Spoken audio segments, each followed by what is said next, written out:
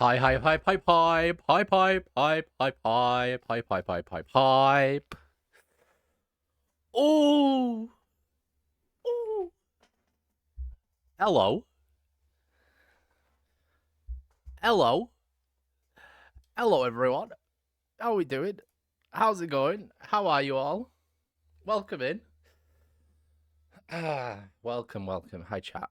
Hi, Maroba. Maroba was first to speak and first to redeem first. Excuse me. And first to redeem first. So welcome in, Maroba. Welcome in, Foxy. Welcome in, Rocket. Welcome in, Serpent. And welcome in, Rawson. How we doing? I am back right now. Yay! You were hella speedy. You were instant. Nobody can be. This is Maroba's redemption of getting first every day. Again, after I've not been live for how long is it? How wait? When did I actually last go live? Let me find out. Hold on. I can figure this out. Uh, uh, 25th of October. So it's been a month. It's it's been a month. Wait, no, that can't be right. Oh, it is right.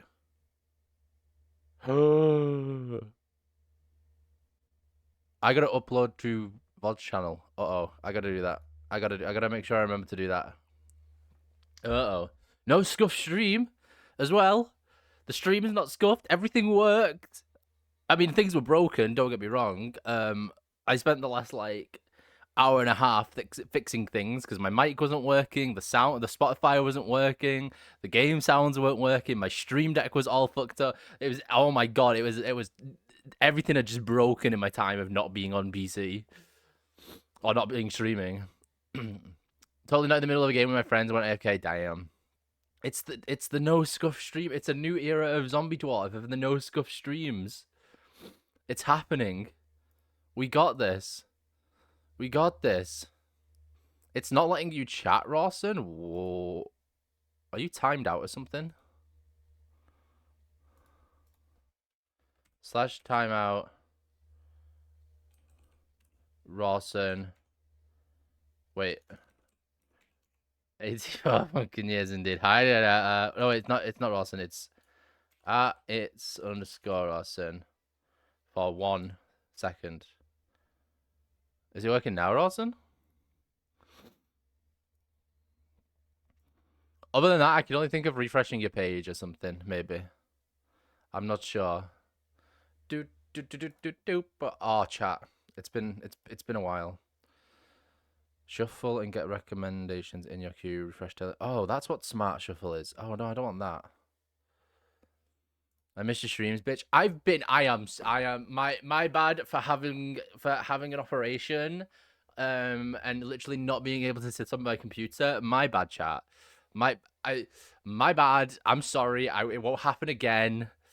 You can try chat on because I already refreshed. Yeah, I'm not sure what it is, Rawson. You're not banned or anything. Can you redeem channel points if you're banned? I don't even know. So yeah, my bad, chat. My bad for having an issue with my appendix. But we're back. The Horde, look at that. It was Destiny. I loaded up Minecraft. The Horde, I've got a new suit. It's Christmas. It's December officially. I'm allowed to do this. Alright, if I chat only or something. How do I change that though? Okay, maybe there is a slight scuff to the stream, but this is not my fault. I don't even know how you change that. Oh, it looks like Bedrock Edition. Oh, it's because I've got Essentials. Slash something.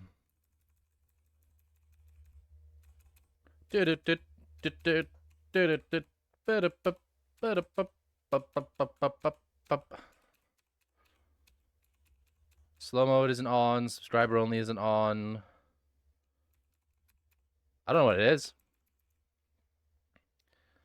I genuinely don't know, Rawson. I'm sorry. Why have I got black bars? Have I always had black bars? Uh-oh, the scuff happening. Chat, stop it. Oh, no, wait. No, there's not black bars. That's just my side. Never mind. Chat, it's hardcore time. 25th of the 10th, 2023. I've not played hardcore since being back. I'm honestly very, very, very, very, very, very scared to play this and die. What bars? Yeah, don't worry. It was on my side. You're all good, Rawson. Don't worry. As you working in the hardcore last time? Wasn't it the wall?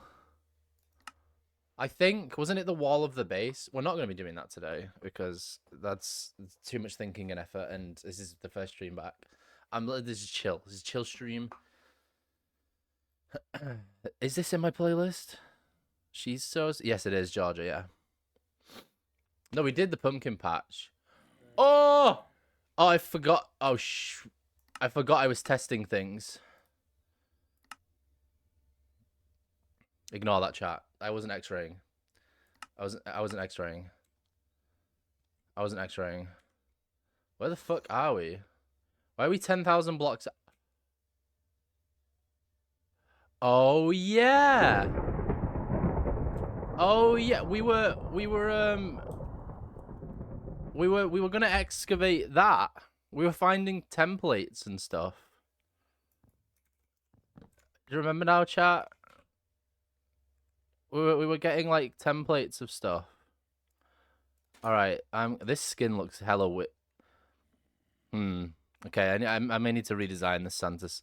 Hey, Anetta, you're good at making skins. Why am I so laggy? Oh.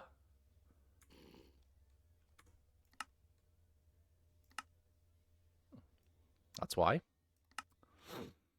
My game crashed. and the game crash. Chat. Welcome back to the Scuff stream, everybody. How's it going? It's been a while. It's been a while. No, but I genuinely was using X-Ray for testing. I've been playing Minecraft. I've been on the Europe server, if anybody of you have seen it. Farky streamed it a few times. Zap streamed it a few times. Judges Thinker streamed it. Snow streamed it. Reza streamed it. Sposhy streamed it. Some others have streamed it. That's worrying. If I'm trying to load up my hardcore world and it can't, this is a problem. This is a bit of a. Let's try again. Let's try again, chat. Let's try again. We're fine. Don't worry about it. It's how I get so many diamonds. It is. No, that's totally legit. I totally play hardcore off stream and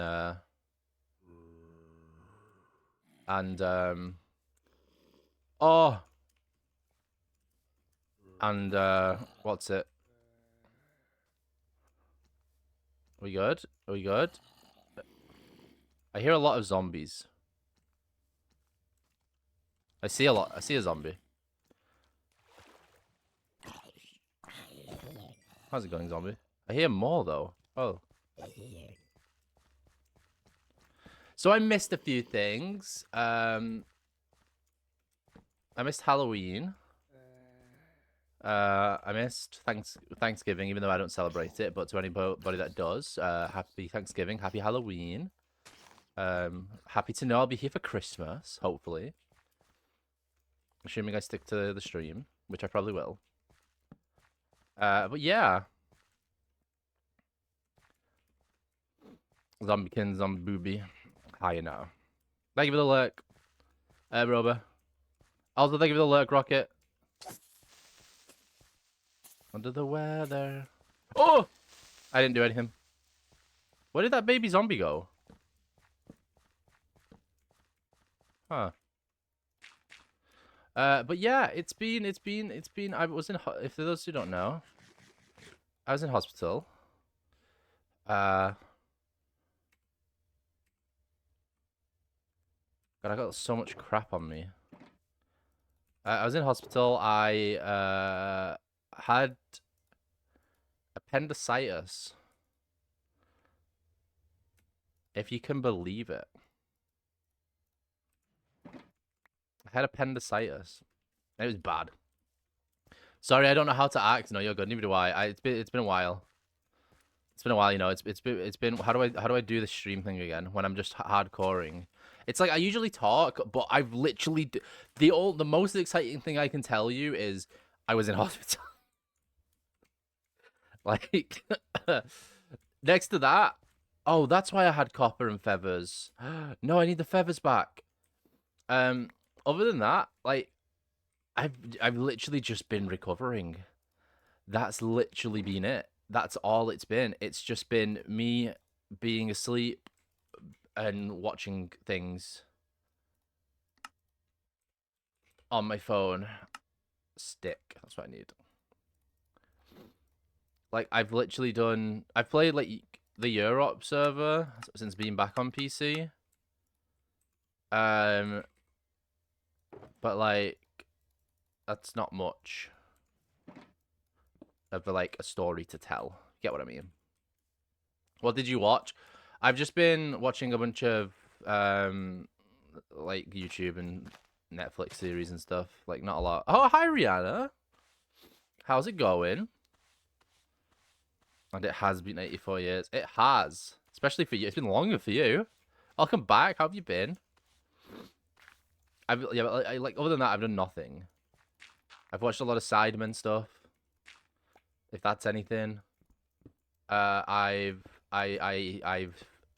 signed up to Side Plus. And there's some hilarious stuff on there. I don't want a bunch of flint. Please don't get in my inventory.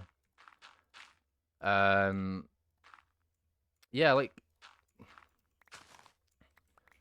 I've generally not done like barely anything, just because I couldn't move.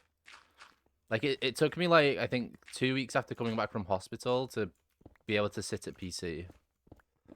I'm good. How are you? I'm doing better. To catch you up to speed, Rihanna, I was in a hospital and had surgery on my appendix. Chas, hello. Meow meow meow. Thank you for the resub. Meow meow. Welcome.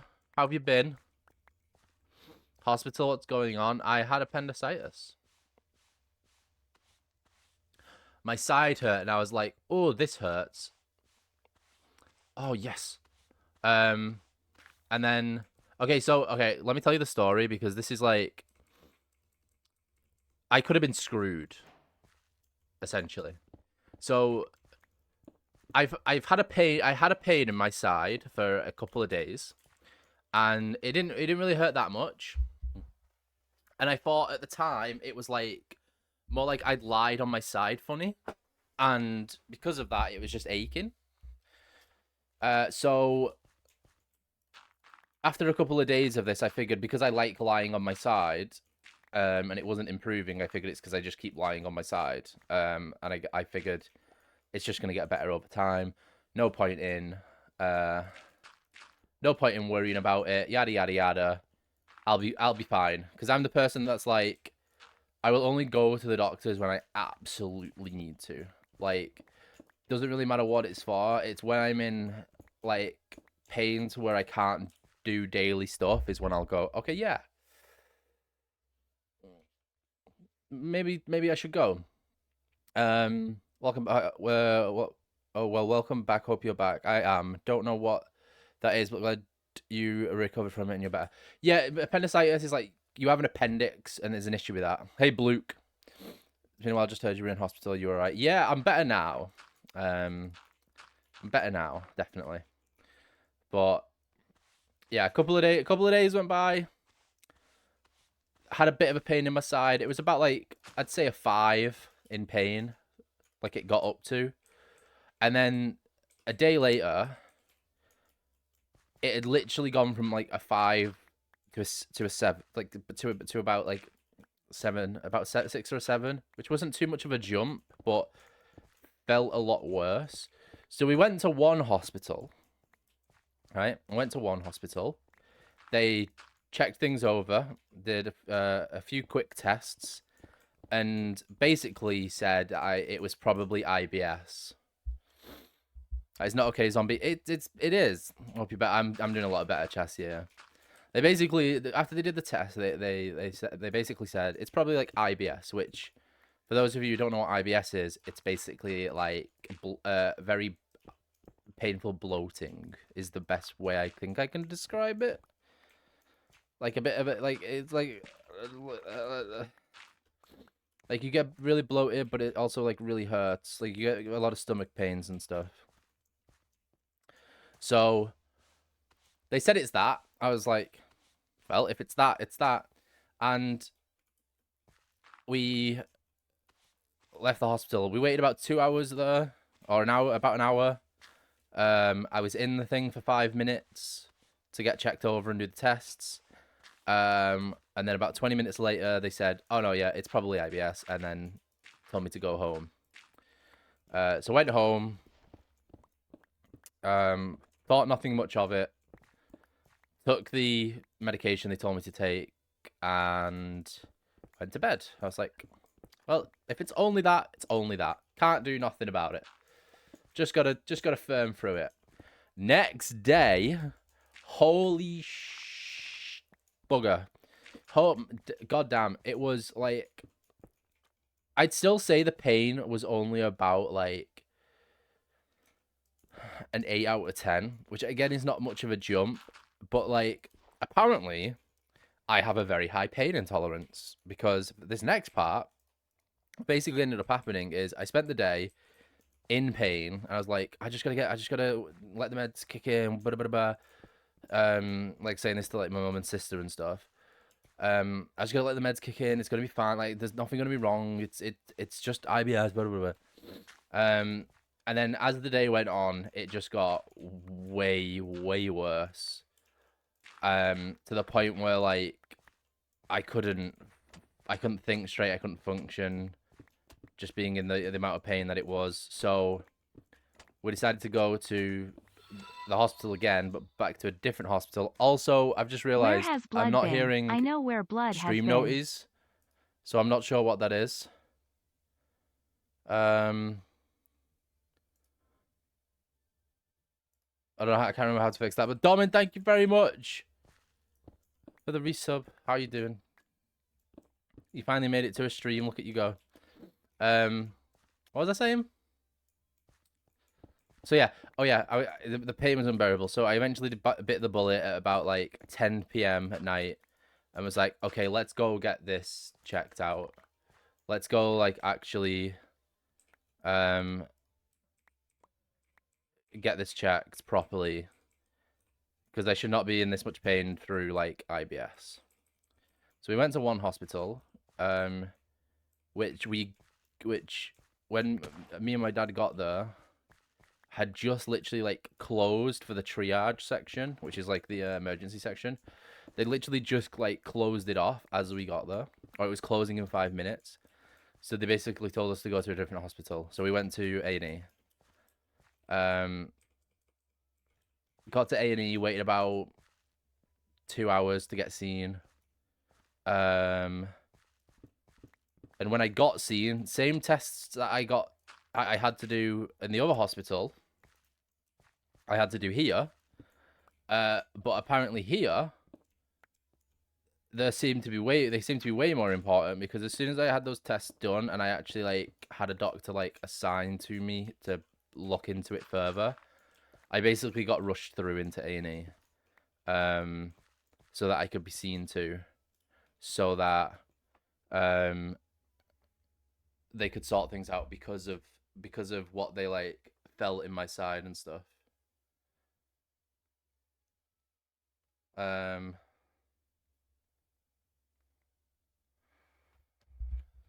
So I basically got rushed through. Turns out it was not IBS, it was appendicitis.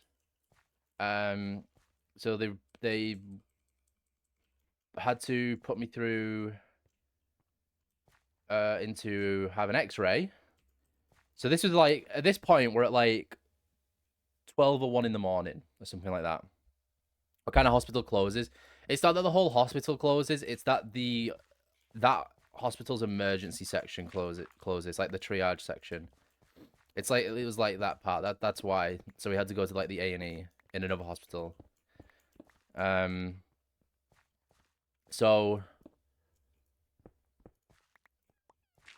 it was about 1 a.m. They said, okay, you probably better going in for a X-ray, and we'll see what, and we'll go from there. Had the X-ray at about 3 a.m. And I was like, at this point, I was like, have you ever been in so much pain that you start to like shiver? And kind of like, you're not cold, but you feel a little cold. But you start to like shiver.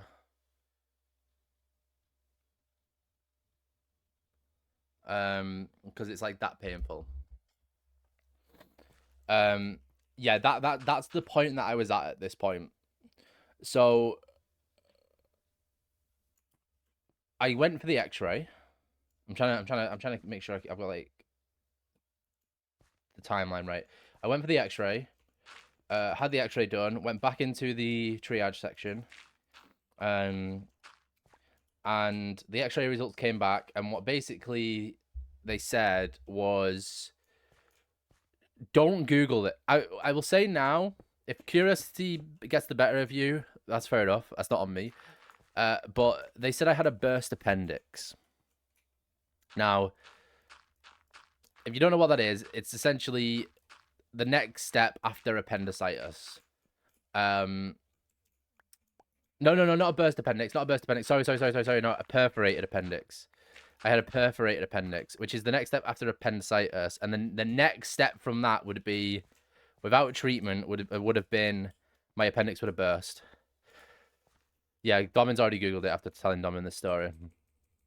But it was a perforated appendix. So basically, there was a little tear in my appendix because of the way something happens to it. I can't remember what. And what they'd essentially done is kept me in the triage section because of what they found out. And we had to wait there until 8 a.m. because there was no surgeons over the night to do anything. So because of that, we had to wait even longer. I had to wait even longer. Next to this, next to this, I'm like, after all this going down and stuff, right? I've basically got to sign like a few things of documents because of the way the surgery can go can be very different. Which I won't go into too much detail about because it can get like a bit graphic and stuff, but the way the surgery can go can be a bit different, and depending on how it goes is depending on like what sort of things can happen. And the one thing I like mentioned to my mum when we were talking about like this actually happening and like laughing about that, the fact that you thought it was a bed, like I thought it was a bed sore and it turned out to be appendicitis and all this shit, is as long as I don't have the one thing I really didn't want to happen, other than obviously like the worst case scenario, but if the surgery went a certain way, I would have had is it a colostomy bag? You have the bag on the side of your stomach because your internal systems don't function the way they're supposed to, which can happen from appendicitis, and stuff like that. So that was the one thing I was like, very, very selfishly, because obviously it doesn't really matter if I did have it or not, but that was the one thing that I was like, that's a big life-changing like thing. I'd like, if anything, don't like, I hope this doesn't happen. So they come round, the surgeons who are going to work on, or the surgeons taking charge of the surgery, and they are going through the paperwork and giving the paperwork and stuff, and then on the paperwork it doesn't mention anything about any of the colostomy bag stuff, just like there was two ways about it. Hi, Faki, by the way.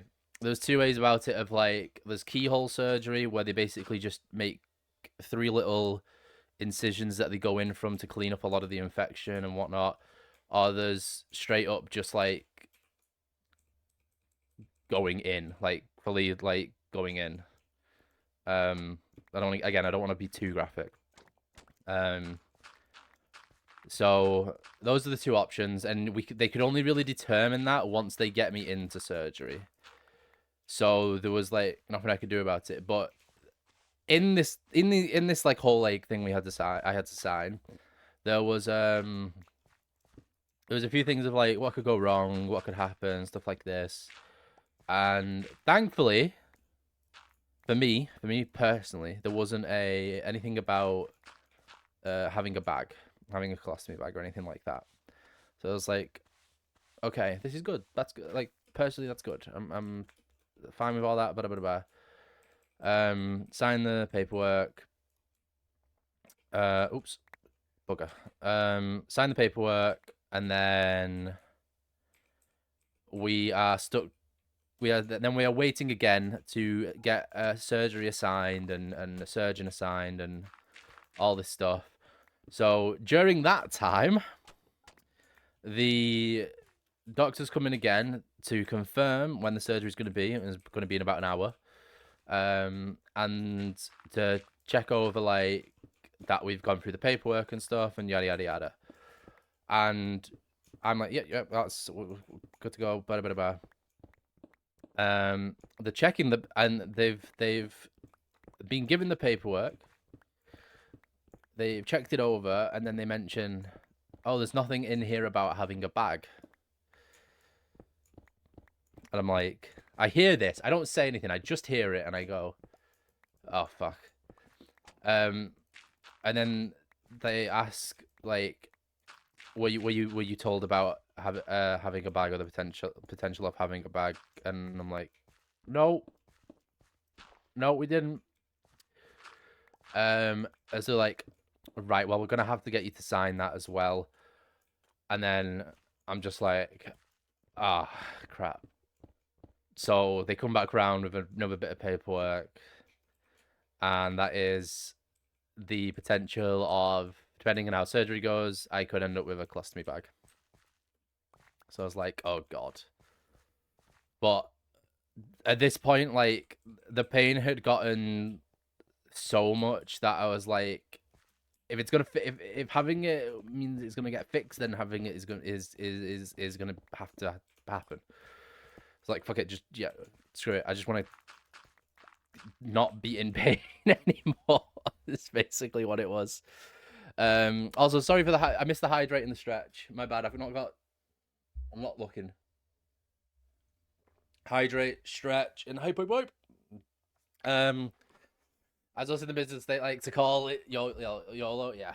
So, the one thing, I mean, I'm like, I try and stay positive in general, right?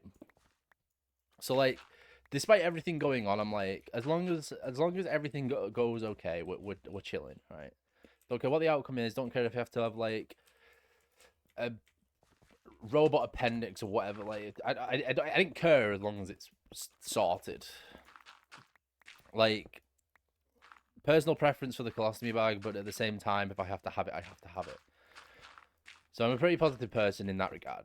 So the next thing that I'm thinking isn't anything to do with like worrying about the surgery or anything like that. I was genuinely like so calm.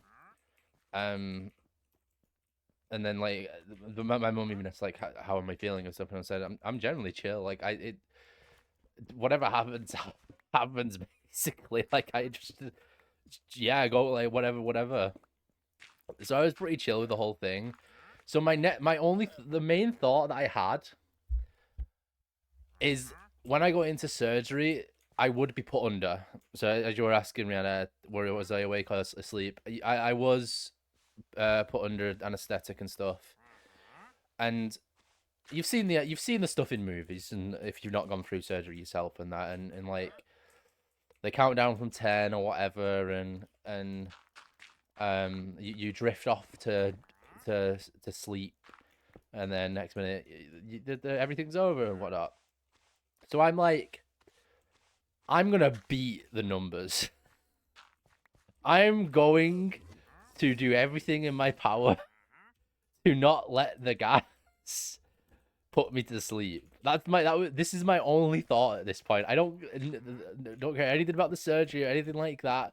I just want to, if I'm getting put under, I am staying awake for the countdown. Like, I want to beat that countdown. That's how I thought it would go. I'd be fine being put to sleep. That didn't bother me. Like, but I just wanted to make sure, like, I got the countdown beat. That's literally, I don't know. I think it was me just trying to, like, have something else on my mind or something, and that was like my main focus or whatever. As to like to prevent myself from worrying, but that was my one thing. I was like, I'm gonna beat this countdown, like that's gonna be it, and the doctors are gonna be shocked, and I'm gonna be like, yeah, and then just instantly pass out. But I get into the preparation part of surgery and stuff, and the walking me through like what's gonna happen, and letting me know like what'll happen with the anesthetic and stuff. I don't know, is anesthetic the right word? They're basically they're gonna let me know what happens with the knockout gas. And I'm like, yeah, okay, yeah, just like agreeing, nodding along, stuff. They put the mask on me. That puts me to sleep. Still talking to me, but like it's turned into general conversation. Mr. Twitch, anesthesia, that's it. Mr. Twitch, welcome in. They're talking to me about like just random things at this point. It's like what I do and whatnot, and like what a hobby is, like what my hobbies are and stuff like this. Like just random things to sort of keep my mind a little occupied. And I'm like, oh, they're not counting down yet. I guess it's not on. Excuse me. I guess it's like not on. I guess I've got a bit of time. And I'm like answering the questions as normal, stuff like that. And then boom, I'm out. Like that's it. I'm just out. There was no countdown, nothing. I'm just having a normal conversation, and I'm gone. I am out like a light. Like Putting it the was zombie in zombie dwarf mental, FR. because the next thing that I remember from that is just waking up after surgery. That was it. Like I had no like dreams or anything whilst I was under. It's essentially like I time traveled. It was mad, and I didn't beat it, which I was disappointed in. But anyway, Kyle, thank you very much for the reso. Appreciate it. Putting the zombie in the zombie dwarf for real. It's so true. So yeah, they done surgery. All went well. They did keyhole surgery, which was good because I didn't like get fully opened up. They said everything's sorted. A lot of the infections cleared out. This, that, the other. Another little bit of a bit more graphic of an explanation. So like, mute for 10 seconds. Warning now. But I had a tube inside me, through my side, to clear out infected blood and stuff that I had whilst I was in hospital. Okay, graphic bit over. All sorted. All done and dusted. So they were telling me about that, and just that I'm going to be in hospital for the next few days to just monitor my blood levels, my infection levels, my making sure my body's basically working and trying to fight back the infection on the antibiotics and stuff. Yada yada yada. So that's the next couple of days. So you were in surgery. What was wrong? Sorry, I have to go. No worries, Mr. Twitch. I had appendicitis. That's what was up. Yeah, I was going to be in hospital for the next couple of days just so they can monitor me and whatnot. So here's the next bit of like thing of hospital wasn't too being like in the hospital bed and stuff wasn't actually too bad. Like it for the first couple of days at the very least, it was kind of like fine. After a while, it got a bit much because those beds are not comfy. Hi, Richie. Those beds are not comfortable after a while.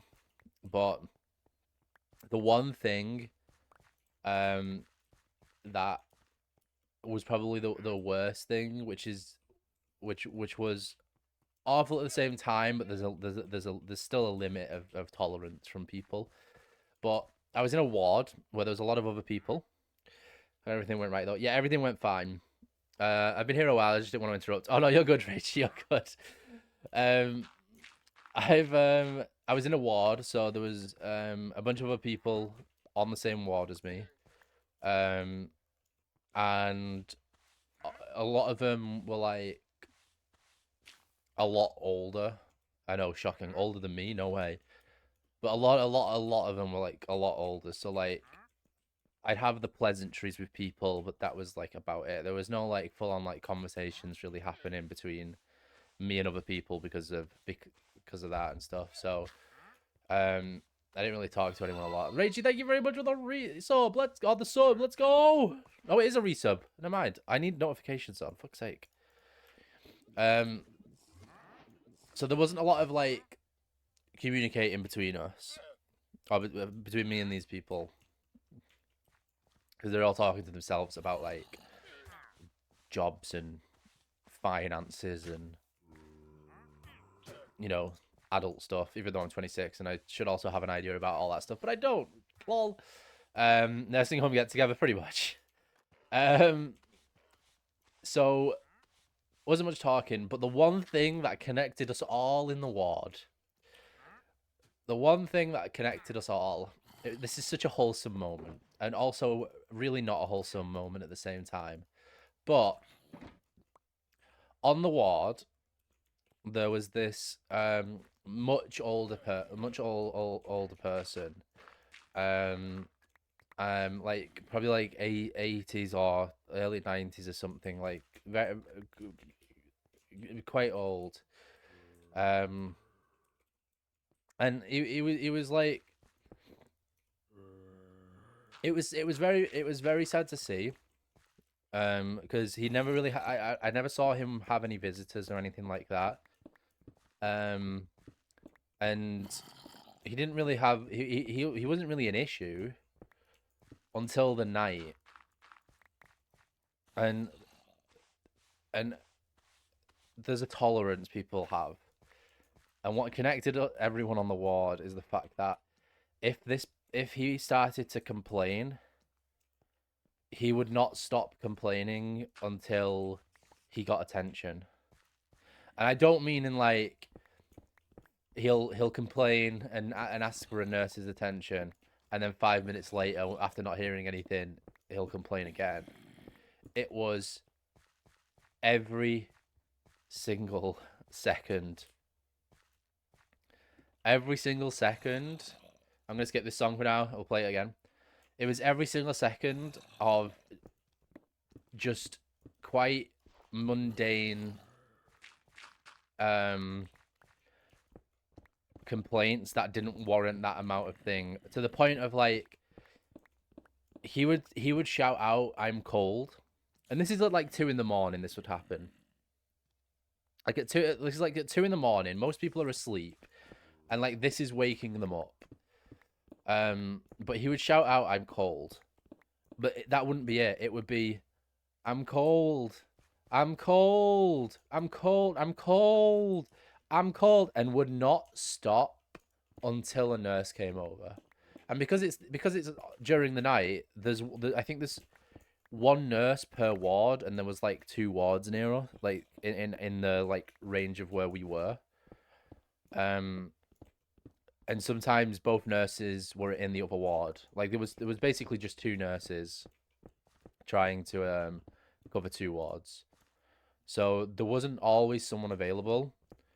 And because it was a little down the hall, the other ward, you would not be able to hear someone just, or especially at the volume he was like shouting, because he couldn't really shout that too much. You wouldn't be able to hear him. But in the room, oh, you could hear him. Poor guy probably just needs fellowship. So yeah, so I'd agree, right? And like I say, first couple of nights, I felt sorry, and could understand given his age and whatnot. Like, it's understandable. And to be honest, I was like, I was like in the midst of like both fixing my sleep schedule and not whilst I was in hospital because why not? So I was usually up around this time anyway, and I was just watching videos and whatever. Um, but there was one night, and this is where people's tolerance got the better of them. There was one night, and it was the night before I left, where he complained from 2 in the morning till 5 in the morning, non-stop. Like, about any different things. He was cold. He was like not positioned how he wanted to be positioned when lying down on the bed. His feet were cold, or he needed more bed covers. Like it was a lot, and 2 to 5 in the morning, it got to people.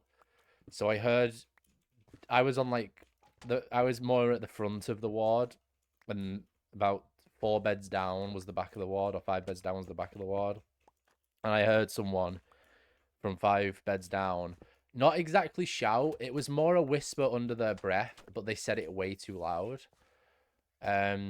Because I just heard them go, "Oh, please shut up." But it wasn't overly loud, but you could still hear it. And I could tell, okay, like at that point he's lost his like that guy's lost his tolerance of this happening, and understandable. It did go on for a while. It was very, very mundane things, and it wasn't like he wasn't nice to the nurses, until the issue had been fixed, and if he got into a conversation afterwards, like everything during it was just about getting it sorted. You guys don't have rooms for yourself? Not for this stuff, no. It was more like a ward stuff, unless we went private, yeah. Pretend I'm in the hospital, there's been someone similar to him, luckily never stayed in hospital for too long. So yeah, I had this for 5 days. This was for 5 days that I had, along with all of us in the ward. So that night that happened, and from the 2 till 5, the 2 a.m. to 5 a.m. where he would not quit complaining. Anytime he had an issue fixed, 5 minutes later he would complain about a new issue. Like there was no break. So after about the last time he complained that night, he literally was starting to shout out instead of complaining about whatever it was that was the issue. He started shouting out, "If you give me a toffee, I'll shut up." That was his new thing at that point. Just, if you give me a toffee, or like, which is a sweet in England, if you give me a sweet, if you give me candy, I'll shut up. That's what it resorted to. So, like, he knew what he was doing. Surely, right? If he's aware that he wants to be shut up by asking for a toffee, asking for a sweet, for candy, surely he knows what he's doing, right?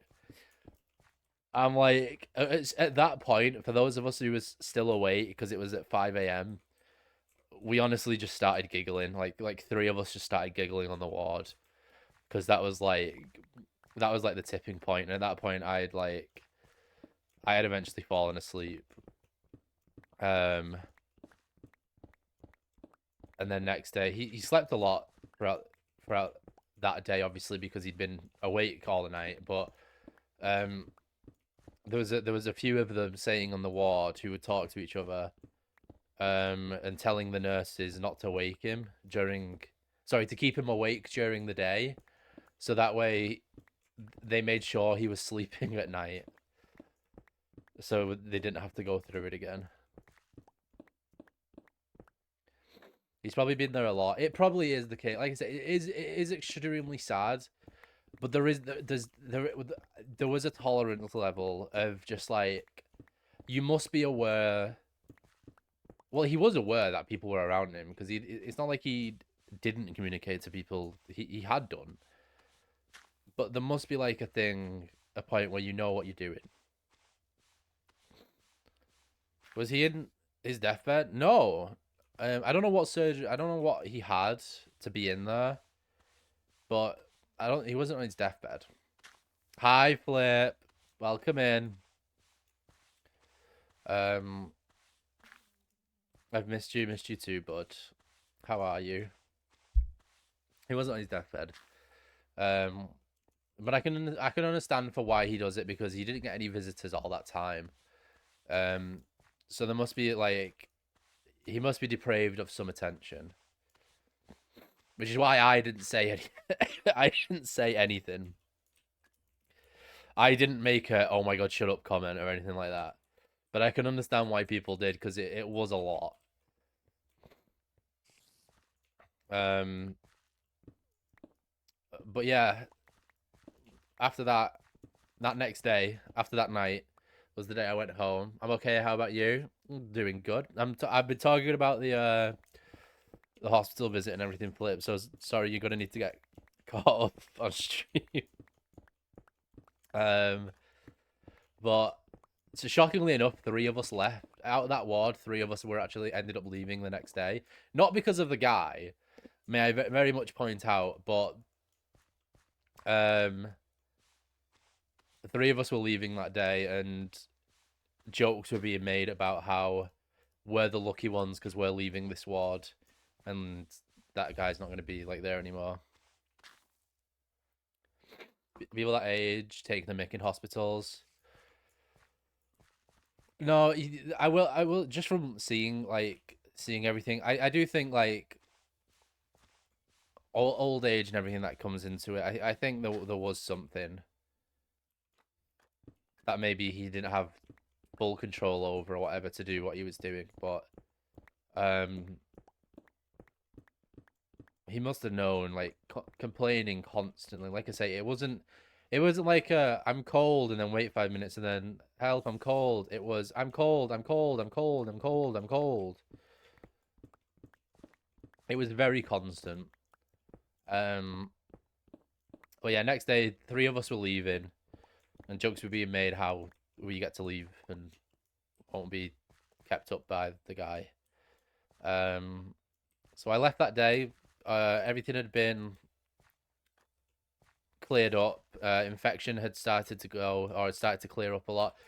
But the thing is, right, next on top of all of this, like I don't understand. I like living in a retirement older people with disability center, and I see lots of different people. Yeah. So hydrate. Thank you, Flip. On top of all of this, there was a struggle. There was one complication with my hospital visit that happened, and that was not the biggest complication whatsoever. The most minor complication, but was hella annoying that it happened. But when I initially went in to A&E and was getting seen through to a doctor and checked up and seeing what everything was and stuff, they take your bloods, and they had difficulty finding a vein initially, to the point that they had to bring an actual like surgeon in to place a what's the thing that goes in your arm that feeds an IV bag into you? I can't remember. It's not I keep mixing it up with the word catheter, but it's not a catheter. It's very much not a catheter. Yeah, but it's like the thing that goes in your arm that the drip connects into.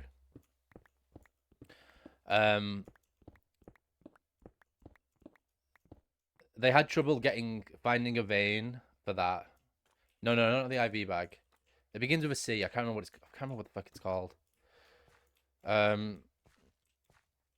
basically they had trouble finding the vein to put that in, so they had to bring a surgeon through in order to get a vein and be able to put it in. And on top of that, the thing that they stick on you around it to hold it in place, I had an allergic reaction to. So they couldn't use the standard like that standard thing to put on my arm after it went in to keep it in place because I had an allergic reaction to it. So in replace of that, I had to have these little strips of like sticky strips that went over the thing that went into my arm after they found the vein. And then on next to that, I had these bigger sticky like strips that went over them. And then on top of that, I had a bandage put around my arm to make sure it all held in place instead of this one little sticky pad that went over the thing because I was allergic to it. So that was a whole ordeal. That just made everything more difficult for them. And then that was in for the first couple of days. Chaz, thank you very much for the gift, dude. To Lopez and Rosin, let's go. Thank you so much. So yeah, that was that. It was like that for the first couple of days, basically. You really just have to be. I honestly, yeah, on God, I was like, I was probably the worst patient for doing for that sort of shit because this wasn't the first. This wasn't the only time it happened. So they put this in. That's the first couple of days that I have it, and within the first couple of days of being on the ward and the surgeon team checking up on me, and them checking my bloods, my cell count, my infection count, and whatever other stuff they were checking, they were saying that it wasn't really going down that much, and I'm like, weird. That's a bit strange because I didn't feel any worse, and it felt like I was getting I felt better, but it was coming down very, very, very slowly, to the point where they got a bit concerned because of the amount of antibiotics I was having. Unless there was something else wrong, it should have been coming down a lot quicker.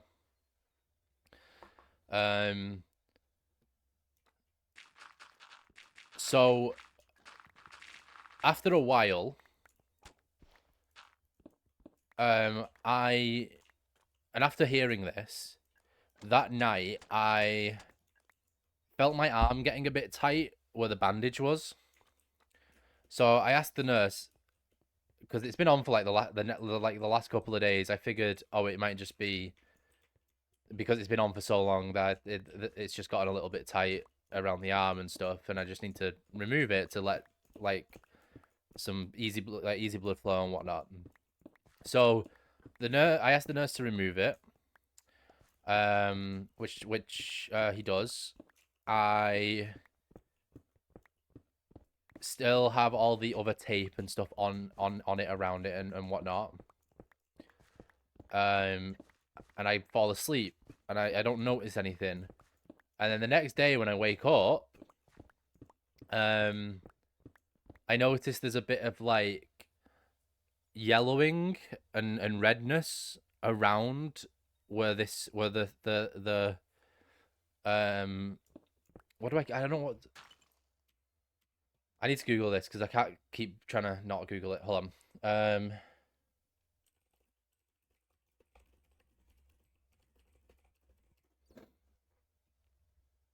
Cannula. That's what it's called. It's called a cannula. A cannula is what it's called that goes into my arm for the IV drip. So there's a bit of yellowing around the cannula itself and then a redness around the arm where the cannula is. Right? So I see this and I'm like, but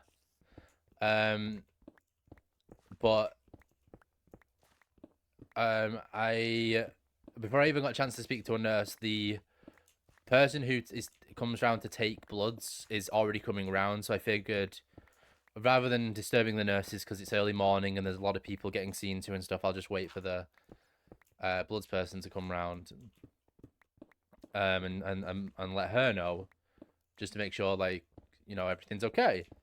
So she comes round, she gets to me, and I'm like, so hey, I have this. Show her my arm, and she's like, okay, yeah, that ain't right. Yeah, that's no, that needs to be looked at. And I'm like, okay.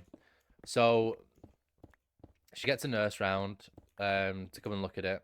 So what happened?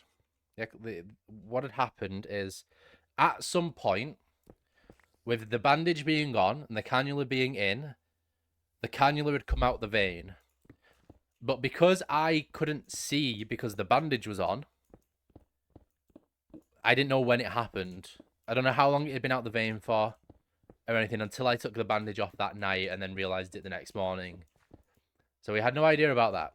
But what had happened is the cannula had come out of the vein, and all the antibiotics that I was getting to make me better was not going into my vein and was just instead pooling under the skin, which is why there was a lot of redness on the skin itself.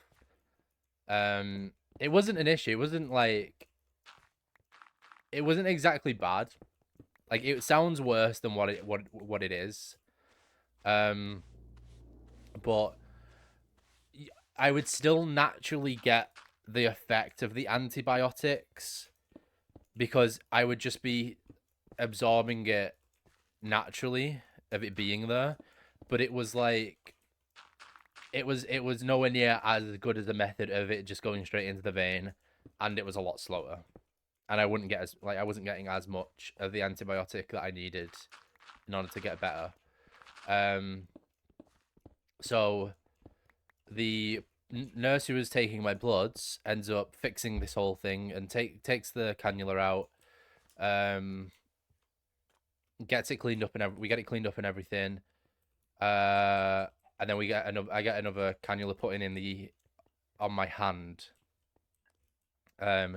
And again, because my vein is difficult, like, they couldn't find my veins. It was difficulty getting it in my hand, and on top of that, I was still allergic to the pad that they put over the cannula to keep it in place. So again, another like scuffed sort of setup had to be put on the cannula to keep it in place with a bunch of sticky stuff. That wasn't the sticky pad. So it just basically looked like a mess on my hand, essentially. But that got sorted. So we got that sorted, got it all fixed. The nurse leaves. My the surgeon team that did my surgery come in and do a checkup on me. I let them know what's happened, of like, so hey, you know how you said that my infection is barely coming down and that it's a bit worrying to you? Yeah, it's probably because of this. And then I tell them the whole ordeal of the thing, and it's like, yeah, that's probably it. That's probably why you've not been getting better quickly. I'm like, yep, understandable. Yeah.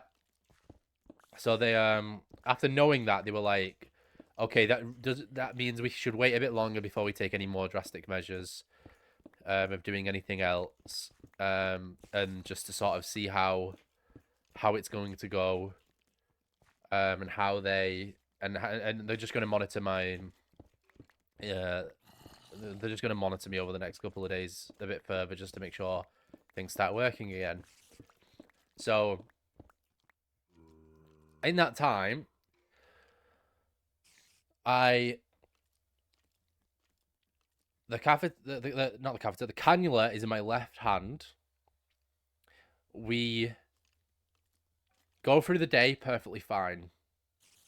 I sleep, and I must have moved around in my sleep, because when I woke up and an IV got put on, it started pooling under my hand. So it had come out of my vein. I could see it.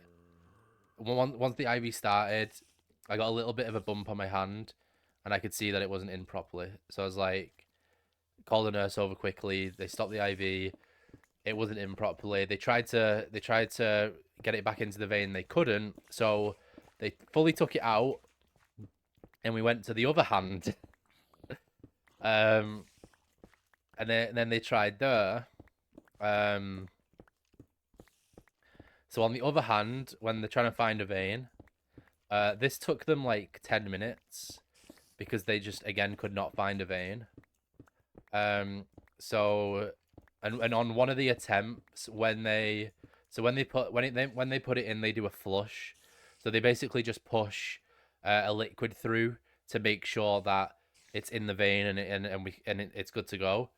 So they did that, and because of that, I just got this massive bump on my hand. Like it was just this massive lump because it hadn't gone in the vein. It had just got under my hand, and it all started like bubbling. So that happened one of the times, but they eventually got it in. They eventually got it into my hand. All was good to go. To put the IV back on, and then I had no issue from this point. So there was no further issue with the cannula in being in this hand or anything. It was good to go. So I had the three sets of IVs that I'm gonna have throughout the day. That day, the next day, the surgeons come back in, and they're like, "Yeah, it was definitely the reason that the cannulas weren't in correctly because you've improved massively. Literally within a day, I got fucking better." I was there for 3 days up until this point, and they came back at me and was like, "Oh yeah, now that it's incorrectly, now that you're actually getting the antibiotics, you're good. Like you're sorted." So like, great. So it was basically for 3 days because I wasn't getting the antibiotics properly. It just completely slowed the process. But they kept me in for another day. And that was the night that I got the disc. Nice. That was the night the guy was complaining. And then after that night, again, my infection and everything had improved massively to the point where they were discussing to send me home and how to do that because there was different ways they could go about it. Like they could just send me home on antibiotics. They could keep me in hospital for a bit longer to still monitor, or they could send me home but have a virtual nurse sent with it. So which is basically I get this like circular pad put on my arm, which like monitors my heart rate, my blood pressure, my steps. Like it's a very fancy Apple Watch but on my arm. You really said I'm gonna make this complicated. I really did, yeah. My buddy was like, "Yeah, we're gonna make this difficult. You'll never have you as a patient." I hope nobody does either. I felt awful for these people having to deal with me. But yeah, the virtual assistant was like a fancy Apple Watch on my arm. Would be like a way for them to monitor me and monitor my blood and infection and everything like that. So throughout the day, they were deciding what was like the best route of action. To where they eventually said, "We're just going to send you home on antibiotics," which I was so thankful for because, by God, I was really done with the hospital by this point. Just because of how much of a pain it had been. Like on this day, like that the night of him complaining all night and the fact that there was the bed at this point had started getting extremely uncomfortable, and I was just like, not that I was in isolation, but because I wasn't really talking to anyone in there anyway, the sort of that sort of started to get to me as well. So I was like, I really need, like, if possible, please let me go home. So throughout the day, they were like back and forth with me of like what they're gonna do, and and stuff. And eventually they said, yeah, we're gonna send you home. I said I have to leave already. Cinema time with the bestie. No worries, Flip. Enjoy. Enjoy the cinema. They said they'll send me home, and they're gonna send me home on antibiotics. Now, the final bit of me being a complicated patient is here, because this was a whole fucking ordeal now at this point. So I'm allergic to amoxicillin, which is an antibiotic. Now, I had not had amoxicillin for 24 years, because the last time I had it was when I was like 2 or 3 years old, and I went into hospital for an asthma thing, and it was there that when they gave me amoxicillin, I had a reaction to it, but the reaction nowadays is actually just a side effect, or classed as a side effect. In the world of this antibiotic. So I've always said to doctors and nurses and whatnot that I'm allergic to amoxicillin, because that's how it's been.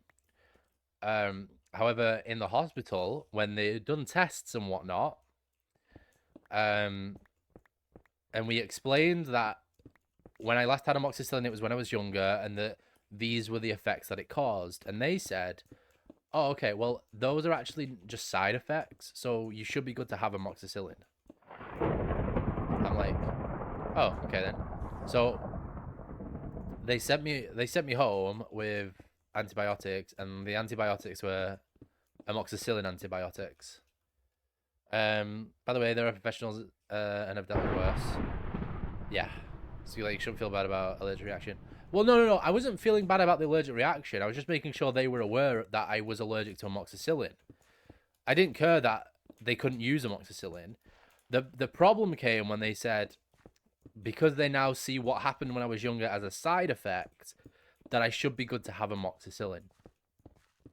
So they prescribed me with the antibiotics, amoxicillin antibiotics, sent me on my way home, and I was to go back a week later for a checkup, to make sure everything is still the antibiotics are working, the infection is coming down and stuff like that. So go home, perfectly fine. Realized, oh, I'm not allergic to amoxicillin. That's great. That's one less issue. Get home, start taking the amoxicillin. Perfectly normal for the first 5 days.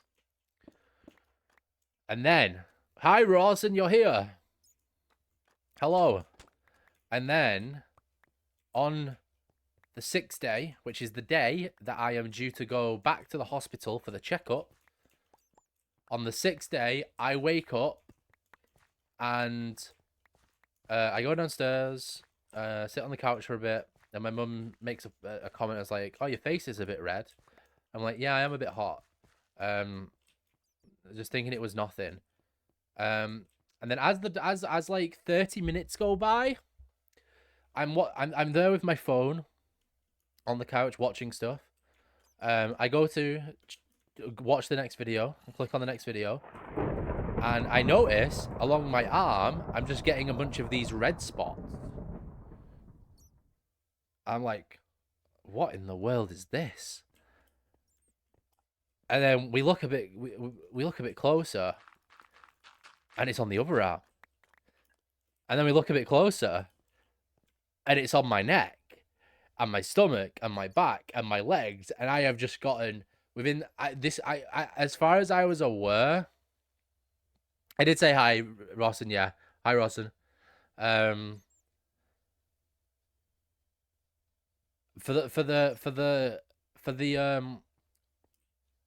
what I noticed waking up in that morning, I didn't notice anything like this on my body or anything, or on my arms or anything. And then when my mum mentioned my face being red, it was on my face as well, but it wasn't spotty, it was just red. And I just got this, like, just this whole all over body rash. And I'm like, well, this is fucking great. It didn't itch or anything like that. There was nothing wrong. It was just sort of there. And it just felt a bit warm on its places. So I'm like, well, great. This is another thing we now have to deal with. So me and my mum are there Googling, like, what this could be, because we had no idea. And we're like, is it measles? Is it chicken pox? Is it this? Is it that? Is it blah, blah, blah, blah, blah. We can't figure anything out, and we figured because I'm going to for the checkup today, we'll just ask them. So I go for the checkup. Everything's looking good. Everything's fine. I'm recovering well. My infection's pretty much gone. All this, that, and the other. And then I mentioned to them that, I don't know if you noticed, but I've gotten all these, like, my face is a bit red, and I've gotten all these, like, red spots over my body. Just wondering if you have, like, if you could have any input on what it may be. And they were saying, like, they had a quick look over, but I didn't really, it didn't really feel like it didn't feel like they tried, because they basically said it's probably just a rash or something. Like, they didn't know what it was, and I said, could it be something that the antibiotics caused because of amoxicillin? And I had previously been told that I was allergic to amoxicillin, and later told I wasn't. And they're like, no, can't be the tablets. If it was the tablets, it would have happened day one of taking them. And I'm like, okay, fair enough. Fair enough. So, I come out, I go back out, I go back to the car, I tell my mum that everything's looking fine, and they don't know why there's a rash. But they said it can't be the antibiotics, because if it was, it would be happening on day one. So we're strapped of, like, we'll just see how it goes, and just keep Googling of, like, what it could be. Turns out, I made a mistake, I Googled it. I told you not to, Rawson, it was your own doing.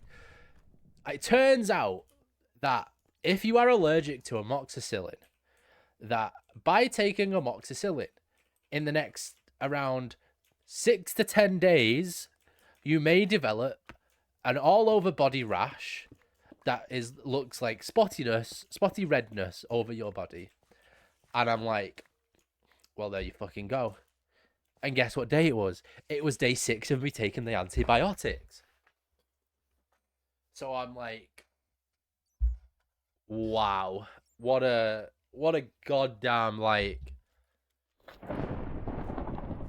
shit show of being told I wasn't allergic to amoxicillin, to being given amoxicillin, to being told I didn't have an allergic reaction, to turning out it was an allergic reaction.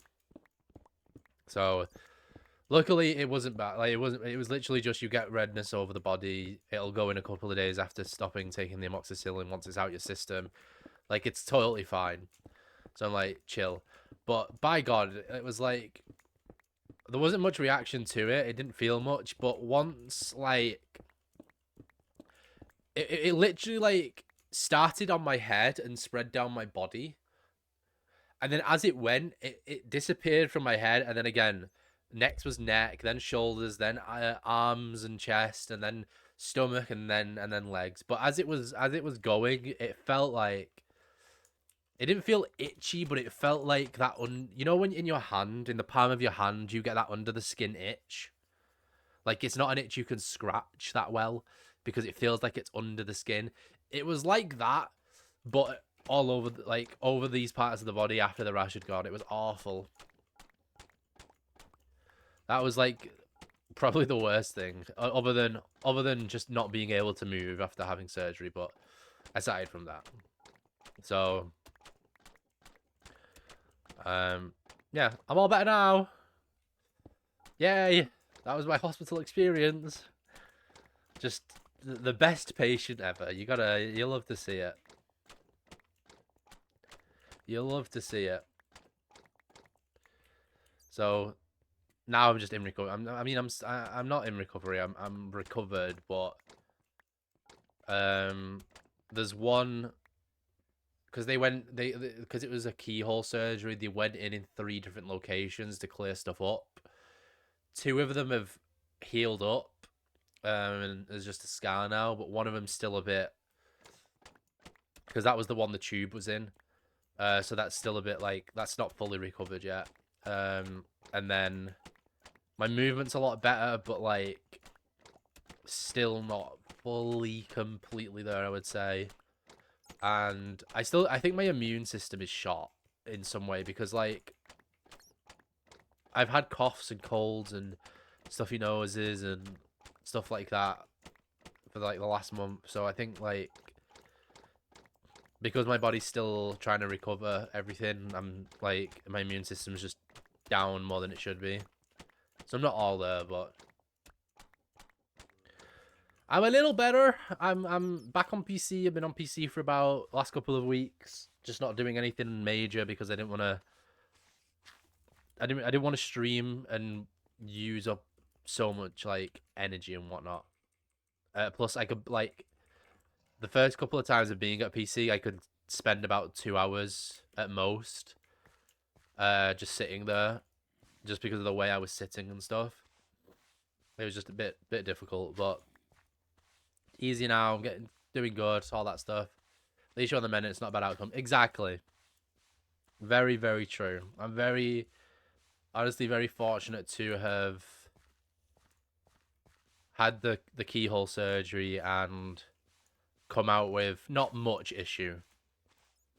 Definitely some issue, but not much issue.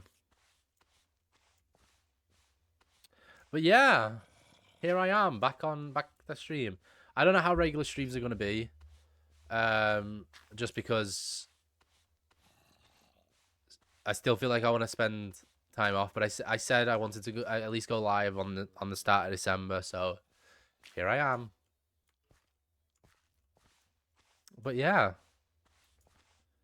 because I know that appendix can be very dangerous. It's like, it's one of those things of like, there's not really a lot to it. In appendix doesn't really do much in your body. Like in terms of like, it's not an organ like a lot of people know and whatnot. It still does stuff, but it's not an organ a lot of people know and stuff. But if something happens to it, oh my god, it can be bad. And it almost was for me, but we chilling.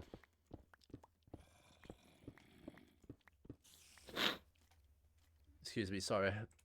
Zombie, I made a new friend. This is a big deal for me because I only have like 40 friends, including internet friends. Let's go! Do they play Ark? Are you Ark buddies? Do you still play Ark? It's been a while. It's been a month. How have you all been? I've been talking about myself for the last hour. How are you all? How has the last like month and a half been for everyone? Let's stop making this about me. They're Russian. They're so nice. Nice.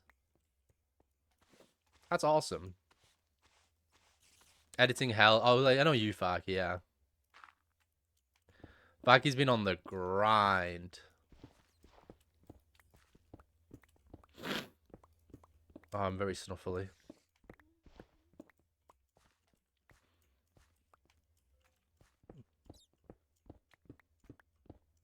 Yeah, he's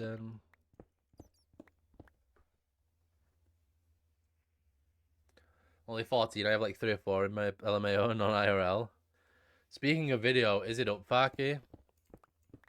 Is the have you posted it? Right, chat, we're gonna take a minute. We're gonna stop Wilbur. We're gonna pause the game. Because you gotta see this. You gotta see this. You gotta see this, chat. This is Jesus. God, can you hear this? Hold on. Yeah, you can. Wait. Chat, are we ready? Can't hear it, just can't see it. Can hear it just yeah, I was waiting to thingy.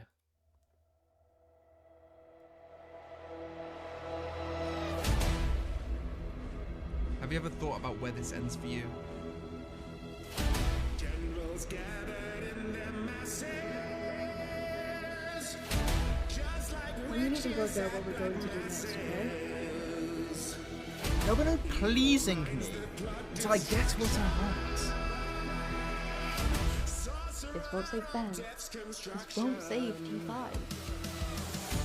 Marky is about to do something incredibly dangerous and reckless.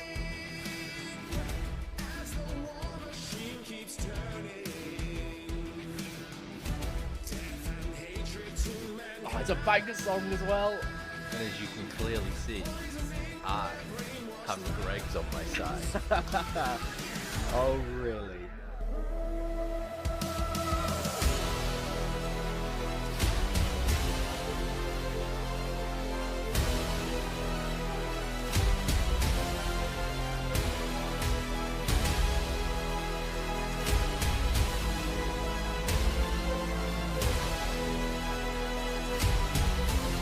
One last time.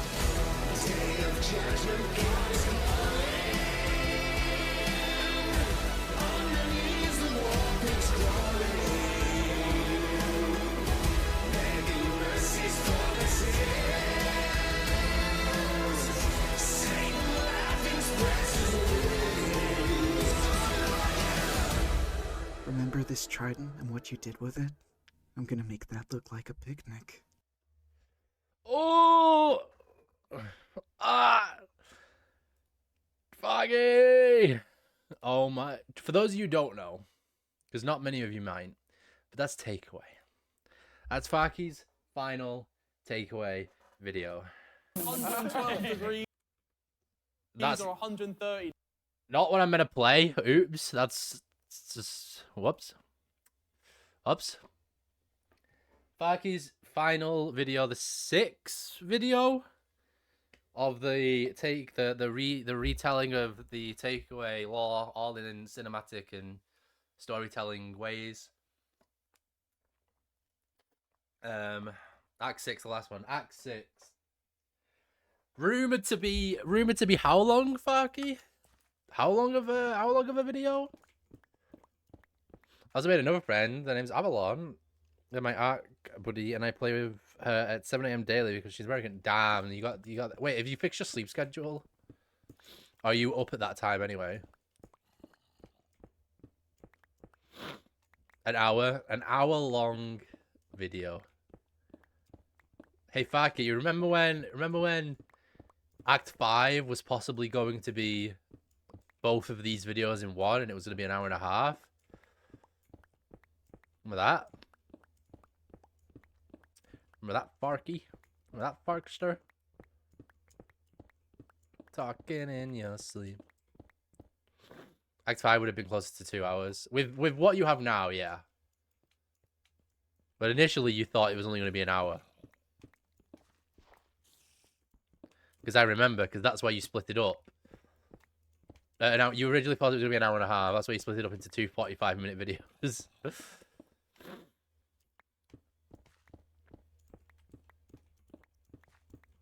But yeah, final takeaway video. And Farky's final video for at least a year. As Farky is leaving us to become an American. And we hate him for it. No, I'm joking. Farky's going to America to do flight school. So Farky, you will be sorely missed. And screw you for becoming American. You know, just the casual goodbye.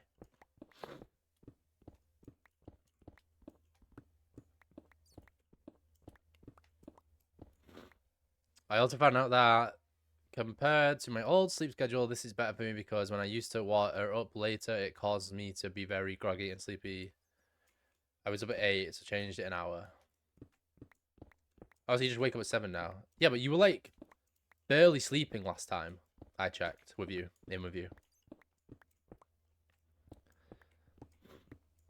Bum, bum, bum, bum, bum. I fixed my sleep schedule as well. That's something the one positive thing I could probably take away from the hospital other than a successful surgery is my sleep schedule is fixed.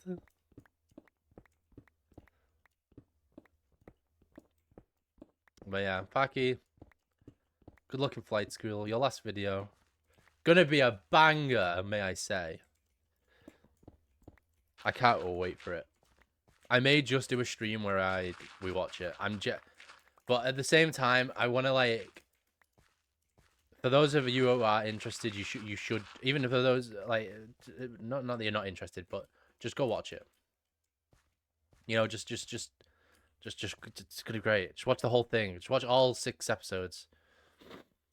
Must be nice to teach me ways. Go have an issue with your appendix and get put in hospital for 5 days. That's how I fixed it.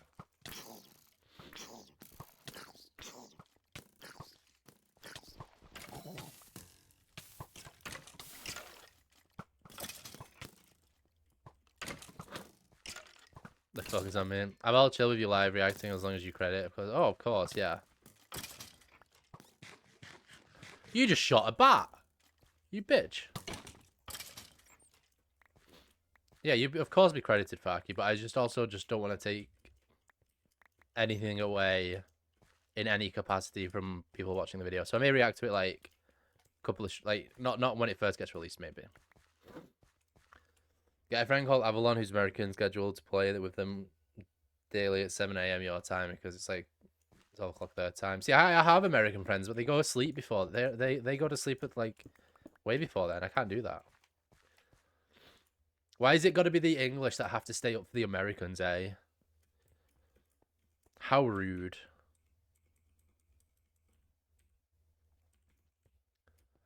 Where's the Europe orientated events that make Americans wake up early to participate in European events, eh? Where's that at?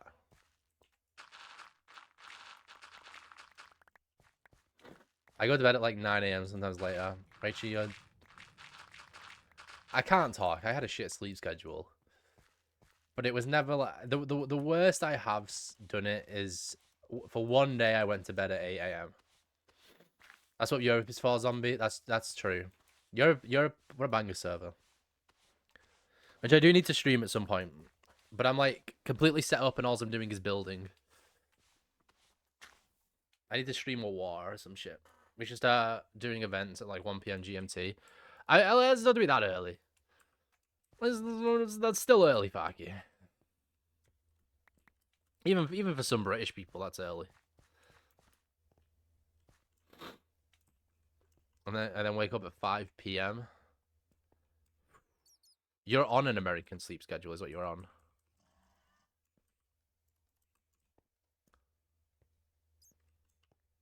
Do not feel any pressure. You could totally play casual. What, on Europe? Oh, no, I know. But, like... Because I do hardcore, Luke. A lot of, like, the time, the building stuff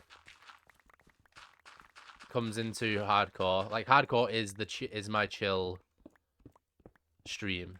If I was to stream Europe, it would probably be, like, some more exciting stuff, like, if a war happened, or, like, a meeting between countries or whatever. And then just do stuff. I give it a look, Faku. But I am building a pyramid on Europe, and it's fucking huge. It's like my takeaway pyramid, but twice as big.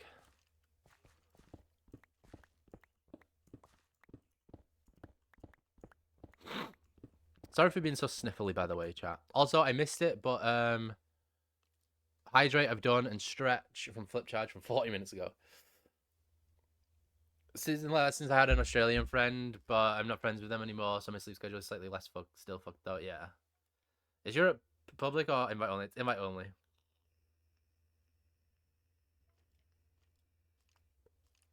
It's honestly, Europe is honestly way more of a friend server that people can stream. and do content on.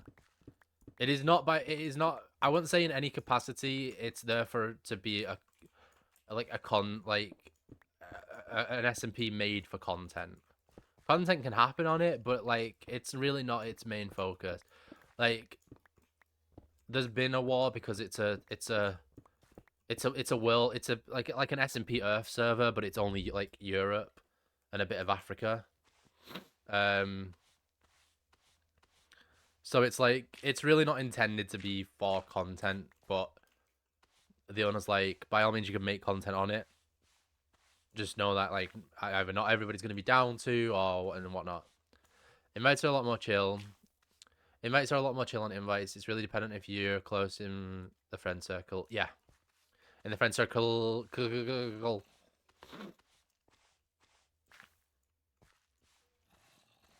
It is like that.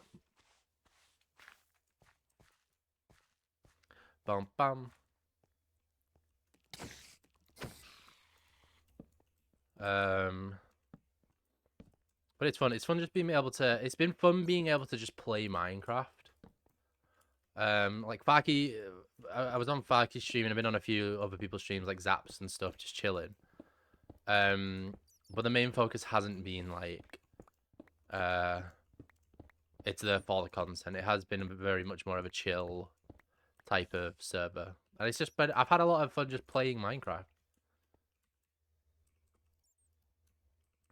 Like I know I just play Minecraft on stream on hardcore, but it's like I don't know. It's different.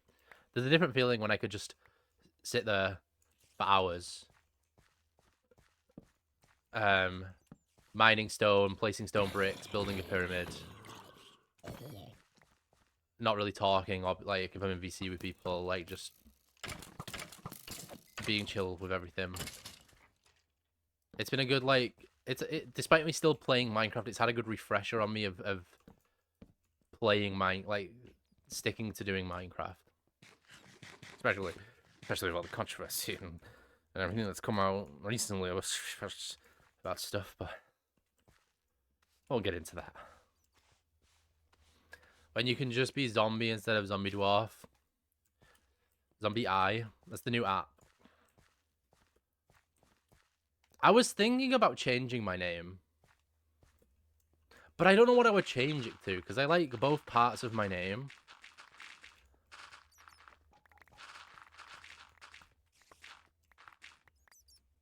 But I like zombie.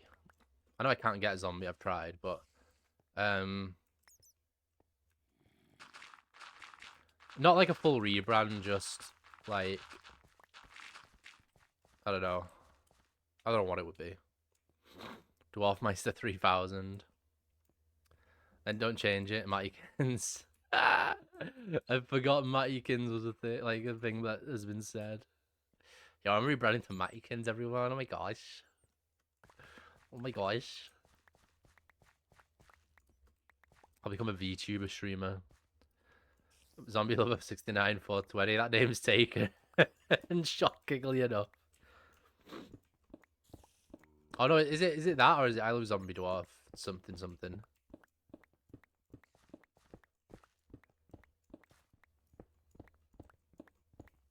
It's something.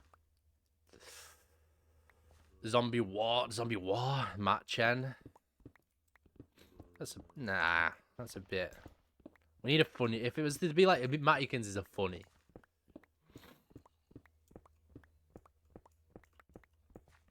I don't know. It's probably something I will never probably do. I think it'd be hard to, considering Zombie Dwarf is such like, for myself, is such like an OG name. Like, I've never changed my name on Minecraft. I've always had Zombie Dwarf. I've had Zombie Dwarf on pretty much everything. And when I can't get the exact wording, it's like Zombie Dwarf, but there's no E in zombie. Like there's very little change to it, and it's never taken. It's Zombie Lover 69 420. Oh my god! Oh my gosh! What a name!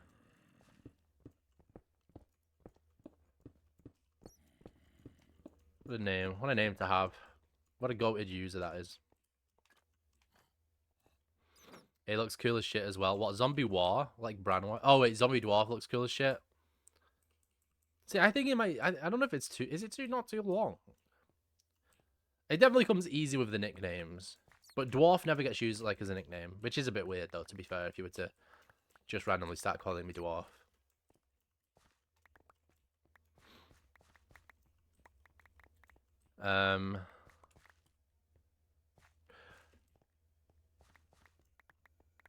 But yeah, I was thinking like zombie, but without the E and just the I is one that I thought of. Just having zombie normal, like ZOMBIE. But I don't know. I probably won't end up changing it because it is so like OG of having zombie dwarf. Dwarf is, oh yeah, Dwarf is a good one. Zombie dwarf just looks pleasing to look at when I look at the channel. That's the one thing I'm very happy about. One thing I'm never really like, I don't fully like, is when there's like underscores and stuff.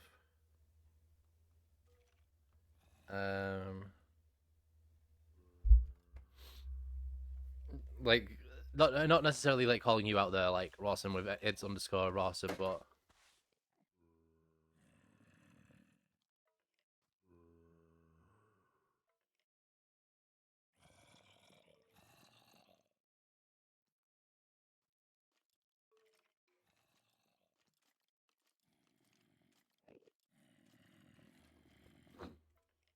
I do hate you, Rawson, that's true. But